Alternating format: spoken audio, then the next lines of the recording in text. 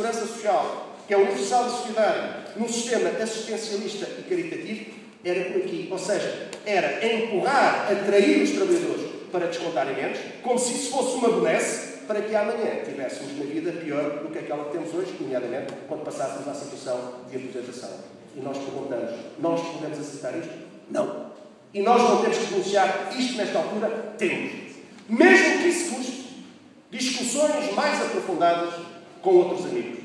Nós não estamos aqui a discutir se os trabalhadores são do Partido Socialista, são do Partido Comunista Português, do Bloco de Esquerda, dos Verdes, do PSD ou do CDS. Nós estamos aqui a discutir como trabalhadores, como sindicalistas, como camaradas da função pública que, há muitos anos esta parte, têm tido uma resistência de grande significado contra as políticas que estão em desenvolvimento. Não dizer aos trabalhadores aquilo que de mal estas propostas têm era entrarmos numa situação de cumplicidade cujos trabalhadores e as trabalhadoras jamais, em tempo algum, nos provariam no futuro. Nós conhecemos o que estava aqui em marcha e, por sermos do Partido A ou do Partido B, não denunciámos e não divulgámos. Nada temos contra os trabalhadores e trabalhadoras que votaram ou pensam votar no Partido Socialista. Mas é importante que cada um e cada uma perceba que, antes de dar o passo em frente, tem que ter em consideração que as propostas que estão em cima da mesa são propostas profundamente negativas e não são para mudar, são para piorar aquilo que nós neste momento já temos e com que já somos confrontados. Portanto, meus amigos, camaradas, é isto. É claro que depois poderia falar das privatizações e da tal história do modelo. São contra o modelo, não são contra as privatizações. O problema é o modelo. Se tirar esse modelo, se aplicar outro modelo, já não há problema. Agora, para nós há um problema de fundo. É que nós somos mesmo contra as privatizações todas. E sabem porquê? Porque todas as privatizações, desde logo à administração pública, mas não só, no setor empresarial do Estado, não trouxeram nada bom, nem aos trabalhadores, nem às populações. Mas deixaram, em muitos casos, o Estado refém dos grupos económicos e financeiros.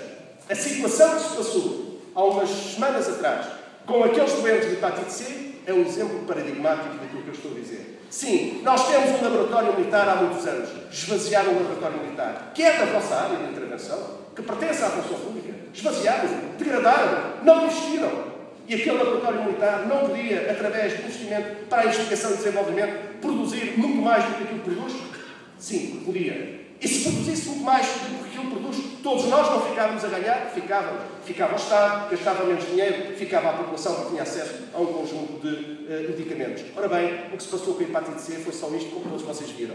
Portanto, custava muito dinheiro. E custava muito dinheiro porquê? Porque o Estado acabou refém dos grupos económicos. E quando chegou a altura entre se jogar na alternativa ou salvar pessoas, ou deixar morrer pessoas, porque se gastava muito dinheiro no medicamento, a resposta do Passos Coelho foi: deixe morrer as pessoas, porque esse dinheiro é muito que a gente não pode pagar.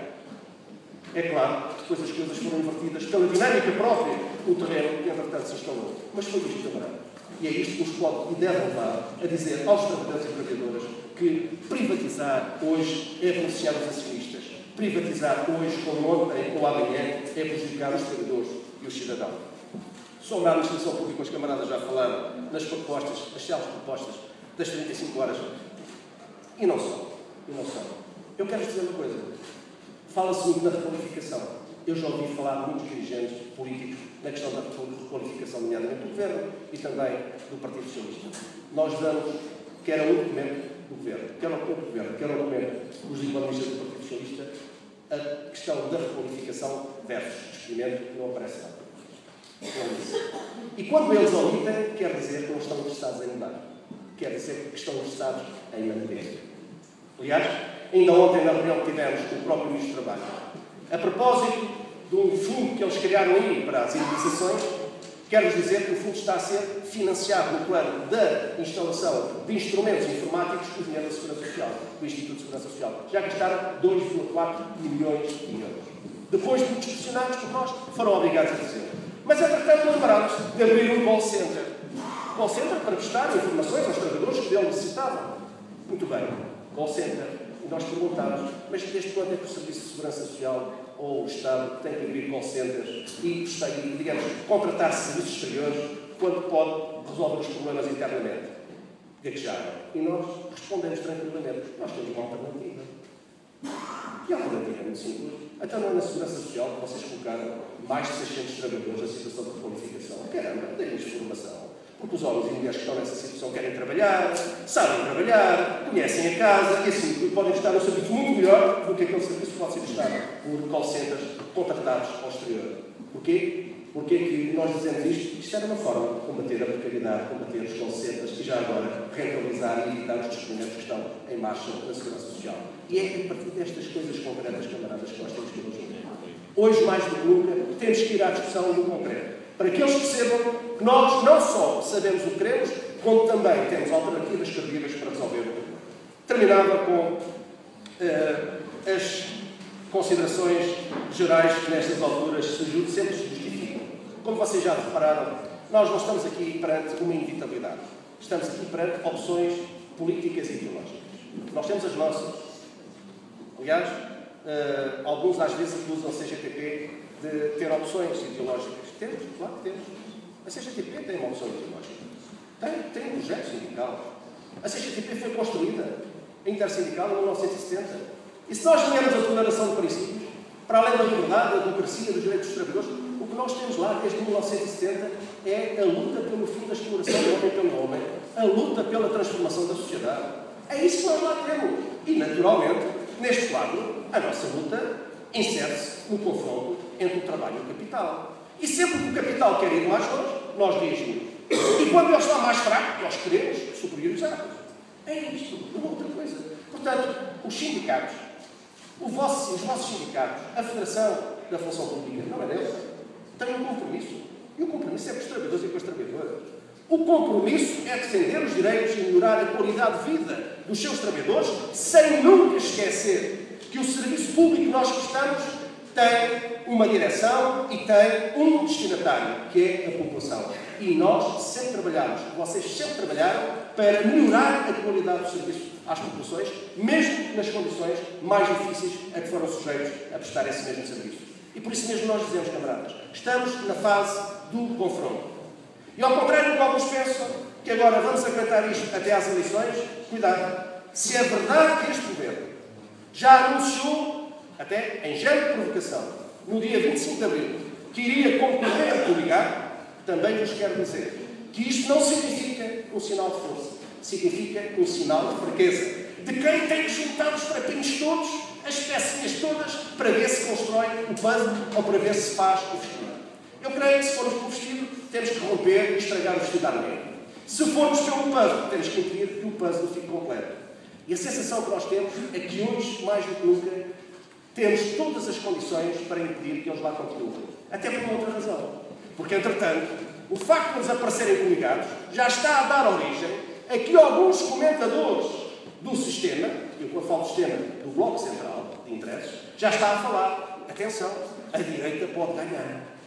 Vocês já repararam o que é que isto quer dizer? Conforme eles dizem que a direita pode ganhar, estão a empurrar os trabalhadores para o mal menor, entre aspas, para a bipolarização. Ou votamos na direita, ou votamos no PS. Mas como votar na direita nem pensar, então vamos votar no PS. E nós dizemos, cuidado, não vão por aí, porque se forem por aí vamos ter problemas novamente. Nós não temos que dizer onde é que as pessoas devem votar, mas temos a obrigação de alertar as pessoas para que, se forem por esta questão da bipolarização, nós vamos ficar novamente numa situação complicada com uns ou com outros. Então, o que é preciso fazer? Primeira questão, precisamos continuar a luta. Vocês já deram o exemplo com várias lutas que estão anunciadas. Segundo lugar, precisamos de continuar a ter este objetivo, fazer no dia 1º de maio um grande dia de luta nacional dos trabalhadores e trabalhadoras portuguesas. Terceiro lugar, precisamos de dar confiança e esperança aos trabalhadores, que não estamos perante inevitabilidades e que estes documentos, que quer o Governo, quer o grupo de economistas ligados ao PS, ligados não, a solicitação do PS, apresentaram, são documentos no essencial, no plano dos seus eixos estruturantes maus, que dão continuidade a esta política e que nós temos que tratar. E por último, nós temos que desde já também nos prepararmos para as próximas eleições. A CGTP, e quero dizer, somos uma organização, como é a Federação, enfim, muito multifacetada e plural, com diversas sensibilidades, aprovou por unanimidade um princípio que foi este. É que nós precisamos de pôr ponto final à política direita, ao PSD, não governo do PSD e CDS, e precisamos de criar condições para alterar a correlação de forças na Assembleia da República para que se crie, ou para que se constitua um governo de esquerda e soberana, um governo com uma política de esquerda e soberana, comprometida com os valores, os princípios e a vida. E quero-vos dizer, os dois planos que eu aqui estive a dissecar, nenhum deles tem a ver com o P. Qualquer deles ataca a P. E bem nos podem vir dizer que somos pelo Estado Social, mas não basta as palavras. As palavras têm que ser acompanhadas de atos. E se o Partido Socialista diz que é pelo Estado Social, então que retire imediatamente este programa. Que diga que aquilo que os economistas fizeram não serve e não conta. Porque, camaradas, aqui, como em tudo na vida, é preciso sermos claros. Nós já pensámos muito e até já nos lembramos das maiorias absolutas. Por isso também dizemos, tranquilamente e sem problemas, aqui e em todo lado, publicamente, nós somos contra as maiorias absolutas. Não houve nenhuma maioria absoluta que trouxesse vantagens ou uma mais-valia aos direitos dos trabalhadores. Todas, sem exceção, fossem protagonizadas por quem fosse, nos últimos 30 anos, trouxeram sempre problemas agravados para os trabalhadores. Ou não é verdade? É ou não é verdade? É verdade. Não. Então, se é assim, então se altera a correlação de forças, que se evite as maiorias absolutas, que se combata a bipolarização e, já agora, que tenhamos presente que nós precisamos de melhorar as relações de trabalho, precisamos de melhorar a legislação, precisamos de revogar um conjunto de normas gravosas para o setor privado, mas também para a administração pública e precisamos, acima de tudo, de perspectivar um futuro melhor para os portugueses, para os trabalhadores e as trabalhadoras, para as novas gerações. Nós, por muito difícil que seja este processo, nós estamos cá para trabalhar, para dar a cara, para confrontar, para apresentar a denúncia e, simultaneamente, apresentar as propostas reivindicativas. E sabem porquê? Por uma razão muito simples. É que nós acreditamos que existe um futuro e acreditamos que os trabalhadores mais cedo ou tarde tomarão nas suas mãos os destinos das suas vidas. Viva os trabalhadores da administração!